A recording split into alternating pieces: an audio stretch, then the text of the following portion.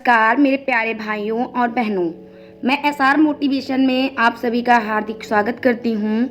मैं मानती हूँ आपने अपनी ज़िंदगी में कुछ विपत्तियाँ देखी होंगी, कुछ दुख झेले होंगे, थोड़ा संघर्ष किया होगा, लेकिन मैं पूरे विश्वास से ये बात कह रही हूँ कि आज की इस कहानी को सुनने के बाद आप ये एहसास करेंगे कि आप सबकी विपत्तियाँ, आप सबके दुख बहुत छोटे हैं। और यह कहानी इतनी शानदार है कि अगर आपको यह कहानी समझ आ गई तो आज के बाद दुनिया की कोई भी विपत्ति आपको हरा नहीं सकती। यह सच्ची कहानी शुरू होती है झारखंड राज्य के सरायकेले खरसावा जिले से। एक छोटे से गांव में छोटी सी बच्ची की यह कहानी है, जिस बच्ची की शादी महज 12 वर्ष की उम्र में हो जाती है। इतनी छोटी सी उम्र में शादी सिर्फ इसलिए होती है क्योंकि वह जिस समाज से बिलोंग करती है वहाँ पर पढ़े लिखे लोग कम होते हैं। एक ऐसा समाज सामाजिक और आर्थिक रूप से विकसित नहीं होता। 12 वर्ष की उम्र में जब वह लड़की अपने ससुराल पहुंचती है तो यह लड़की उस मोहल्ले के लिए गांव की सबसे खूबसूरत होती है। यह खुद अपनी कहानी में कहती है कि एक बार उनकी खूबसूरती उनके लिए अभिशाप बन गई है।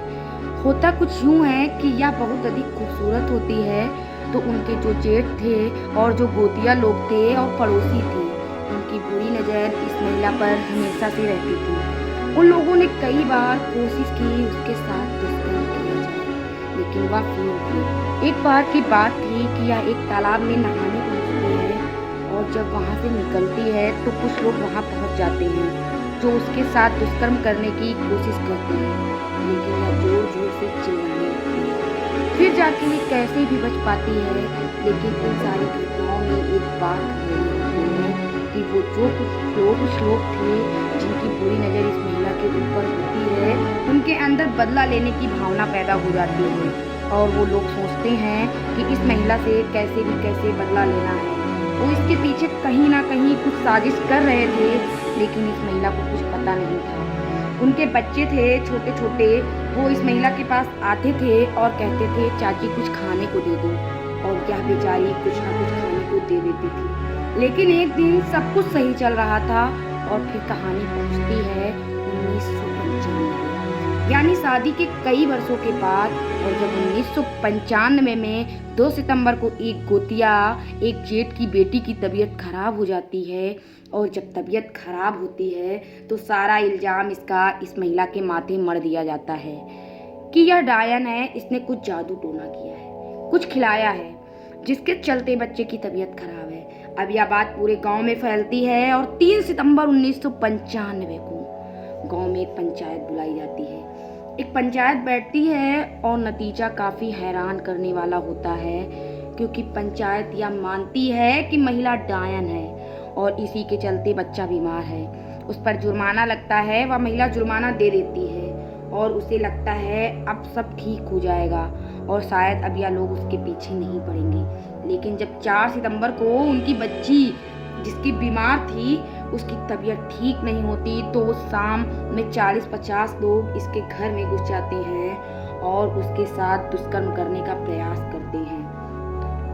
40-50 लोग इसे घर से बाहर निकालते हैं, इसके बदन से कपड़े नोच लिए जाते हैं, कपड़े फाड़ दिए जाते हैं और इसे पूरे गांव में घसीटा जाता है, मारा जाता है, पीटा जाता है। फिर से पंचायत बैठती है और 2 ओझा 2 तांत्रिक बुलाए जाते हैं। वह कहते हैं कि इस महिला को मानो मल और मूत्र पिलाया जाए, क्योंकि मानो मल मूत्र पिलाने से महिला पर जो डायन का प्रभाव है वो खत्म हो जाएगा, वो मर जाएगा। सारा गांव उस महिला के साथ वहाँ यह सब कुछ देख रहा होता है और लोग उसे सच में मानो मल मूत्र पिलाने की कोशिश करते हैं। वह महिला इनकार करती है, इसे रोकती है, लेकिन एक तरफ बेचारी वो होती है और दूसरी तरफ वह कैसे भी इसे रोकती है और फिर उसके बदन पर, उसके चेहरे पर यह मलमूत्र पड़ जाता है। बड़ी मुश्किल से वह कैसे भी वहाँ से भागती है खुद को बचा के, लेकिन अब इसके अपने घर में ही इसे प्रवेश नहीं मिलता। वो अपने 4 बच्चों के साथ उसी रात, क्योंकि कुछ लोग आकर उसे कहते हैं कि चाची अगर आप सच में जिंदा रहना चाहती हैं तो यहाँ से भाग जाइए, क्योंकि ये लोग आपको जिंदा नहीं छोड़ेंगे। वो उसी रात अपने 4 बच्चों को लेकर वहाँ से भागती है। भागते भागते सबसे पहले वो विधायक के पास पहुँचती है जो उस वक्त के वहाँ पर विधायक थे, लेकिन उनसे कोई सहायता नहीं मिलती। उनके लोग कहते हैं कि वह 10 सितंबर को आएंगे। यह महिला कहती है कि शायद तब तक मैं जिंदा ही नहीं रहूंगी। फिर उनके आने का क्या होगा, वह क्यों आएंगे? फिर वह वहाँ से निकलती है और आगे कहीं और रुकती है, लेकिन वहाँ भी डर होता है। फिर फाइनली उसे अपने घर जाना पड़ता है। में खरकई नदी में उस नदी को पार करके वह अपने 4 बच्चों के साथ अपने घर पहुँचती है, अपने भाई के घर। वहाँ जब यह सारी घटना उसके भाई और उसकी माँ को पता चलता है तो माँ को सदमा लगता है, और इस सदमे के चलते नवंबर 1995 में माँ का देहांत हो जाता है। जब माँ भी नहीं रहती तो अब उसके लिए उस घर में भी रहना मुश्किल भरा हो गया था। वहाँ से उसे निकलना पड़ता है, और लगभग 8 से 10 महीने के बाद वह उसी गांव में पेड़ के नीचे अपने बच्चों को पालती है। आप सोच के देखिए।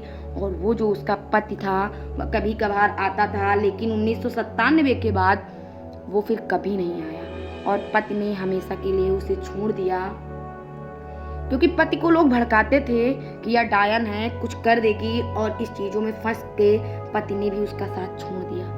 अब वह महिला अकेले 4 बच्चे उन्हें पाल रही है, और साथ ही साथ वह कोर्ट पहुंचती है इस लड़ाई को लड़ने के लिए।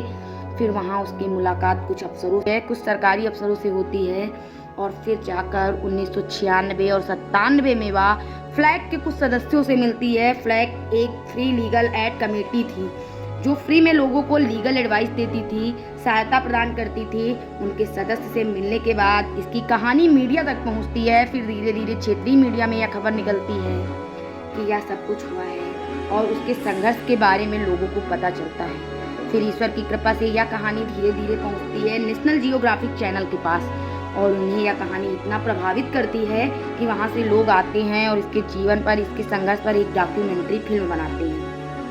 फिर और भी लोग जानते हैं। धीरे धीरे यह एक NGO के लोगों से जुड़ जाती है जिसका नाम था आशा, और यह जो आशा से जब जुड़ती है तब इसे पता चलता है कि कैसे कानून का उपयोग करके या अंधविश्वास से लड़ सकती है, कैसे वह लोगों को सामाजिक तौर पर बेहतर बना सकती है, और कैसे ऐसे जो सामाजिक बुराइयां हैं उनके खिलाफ एक अभियान चला सकती है। आशा से मिलने के बाद यह अपने काम को, अपने अभियान को तेज करती है, और यह महिला ठान लेती है कि जो मेरे साथ हुआ मैं किसी और महिला के साथ नहीं होने दूंगी। और फिर जब भी उसे पता चलता है कि झारखंड में कहीं भी किसी भी महिला को प्रताड़ित किया जा रहा है तो डायन बता के वो वहाँ पहुँच जाती है अपने लोगों के साथ, और ऐसी कई महिलाओं का रेस्क्यू कराती है। आपको जानकर हैरानी होगी, इस महिला ने लगभग 1272 महिलाओं की जिंदगी बचाई, उन्हें रेस्क्यू कराया जिन्हें मार दिया जाता था।